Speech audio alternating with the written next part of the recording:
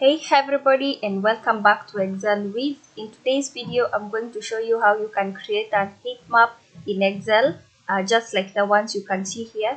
One of them is going to have no values but with the color scales. The second one down here is the one where you have the color scales and you can see the values as well. So let me show you how you can do this in less than 5 minutes. Let's get started.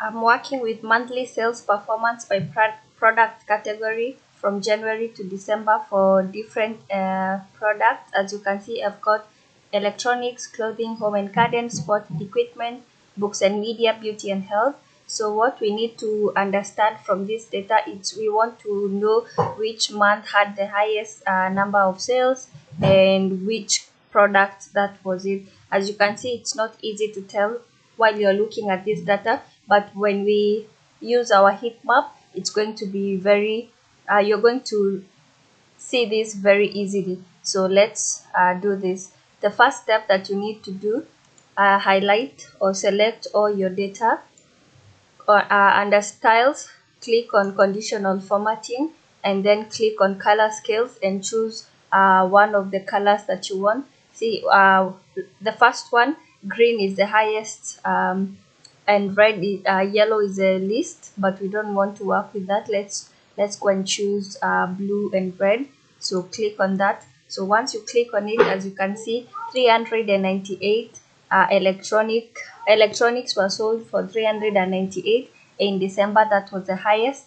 And the list, you can see the list is blue, which is 56, and you can tell from the rest of the data. So if you only want to see the color scales without the values in it, this is what you can also do. So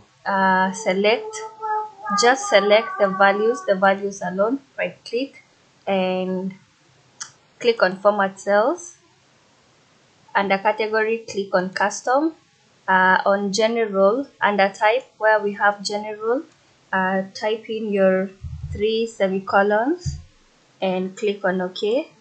So once that's done, as you can see, all the values have disappeared and we only have the color scales. So by using this data now, you can read and see, with the red being the highest and blue being the least, you can tell which months and which products had the most sales and the least sales. So that's it. That's how you can create an heat map in Excel. If you have more questions, please feel free to leave it in the comment section. And if you have a specific video you want us to do, please feel free also to leave it in the comment down section. Do not forget to like, subscribe, and as always, thank you very much for watching and see you again in the next video. Goodbye.